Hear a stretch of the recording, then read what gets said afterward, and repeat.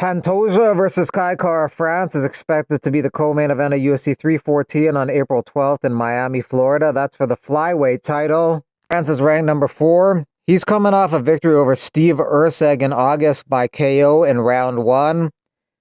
Pantoja's coming off a win over Kai Asakura, so not only is he beating the same guys over and over, he's beating guys with the same name over and over. Kai Asakura, Kai France, and he beat Kai France in TUF back in the day.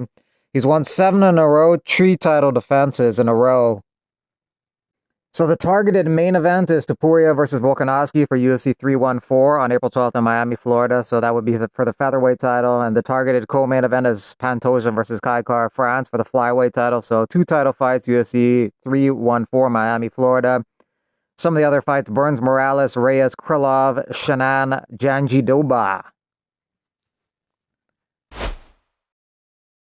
Merab Dvalishvili no longer coaching on Hype Reality, which is kind of like a Russian version of TUF. No longer coaching against Piotr Yan. Очень плохая новость. Мераб Dvalishvili, чемпион UFC, не будет капитаном нашего реалити. Последний момент все сорвалось, уже были взяты билеты, все уже было. И так получилось. Сейчас экстренно ищем замену. И просто словами не передать тот ущерб, который нанесен моему промоушену. Потому что это самое дорогостоящее реалити.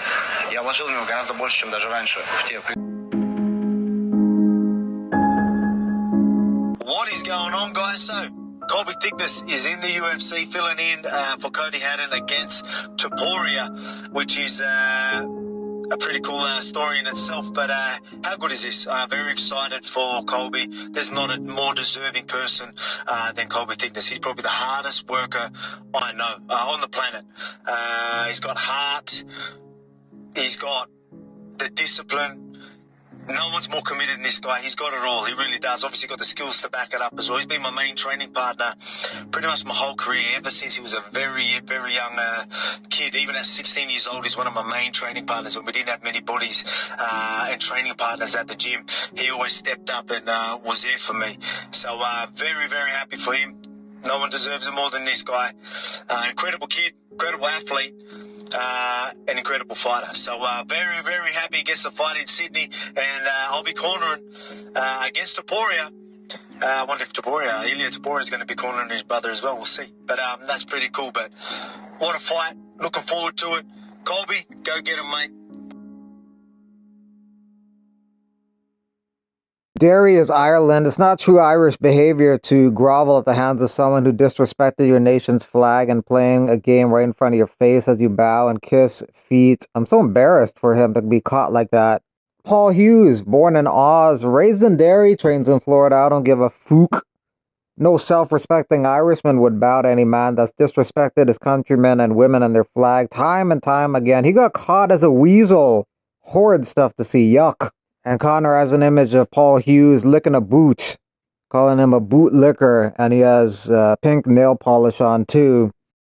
James Gallagher takes Connor's side. He says, "United we stand." We stand and unite. With every heartbeat, we're ready to ignite. In the cage of life, we'll conquer our fate. Irish liberals hate Connor. Connor, typical dub. They think the capital is Ireland. They look down at anyone not from Dublin. Good man, Paul. The lad has been an embarrassment for years.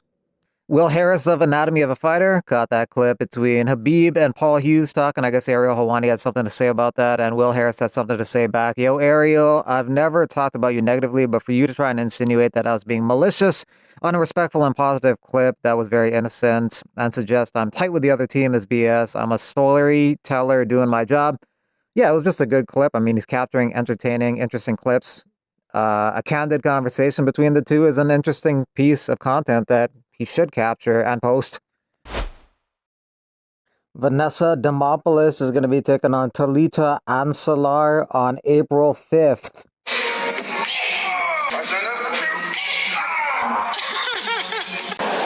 Yes, I said gatekeeper as a joke early on. Yeah, I feel like the guy, like the old dog, and then there's the young guys coming up trying to, prove themselves. So it's my job to send them back down and let them know, still here. From what I see so far, there's nothing that he brings that I haven't haven't seen before. I think his best attribute is his speed. Yeah, his speed, his counters. But I've seen that before. And again, it's up to him to show me something I haven't seen before. Long time the fans have been dreaming of a dream matchup for Easy versus Venom Page. So, right now we got, you fighting versus Shara.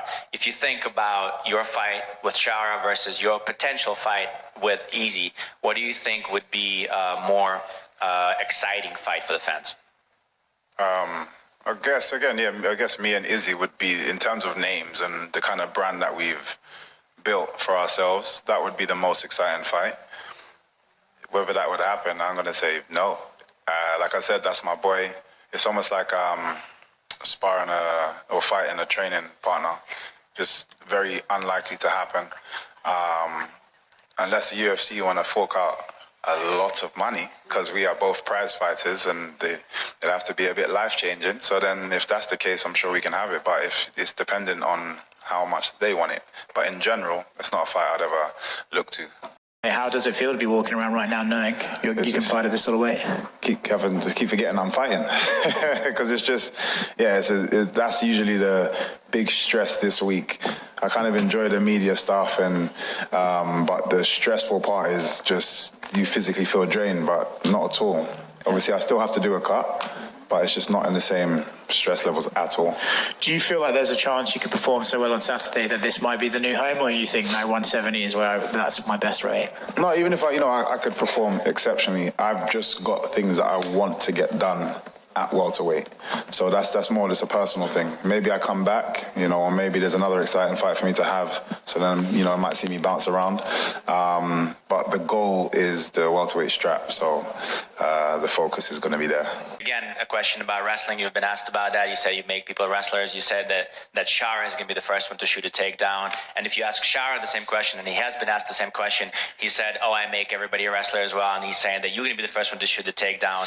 So the question is, are you willing to bet your entire purse on the fact that you will not shoot a takedown first? The thing is, when I said it, I wasn't talking about who was going to do it first. I was simply saying I can make him do it. I'm happy to shoot a takedown. This is an MMA game, so I'm happy to do it. And I've been working on, that area, but I just don't feel I'll need to. There's a difference.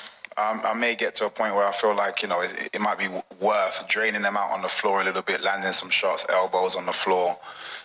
So I may do that. But I don't think I'm going to need to. Whereas I think if he shoots a takedown, it'd be for completely different reasons. If I do it, it's just part of my game plan. If he does it, he's in danger. So that's the difference. Thanks for watching. If you want to donate, you can via Super Thanks and PayPal link on the main page.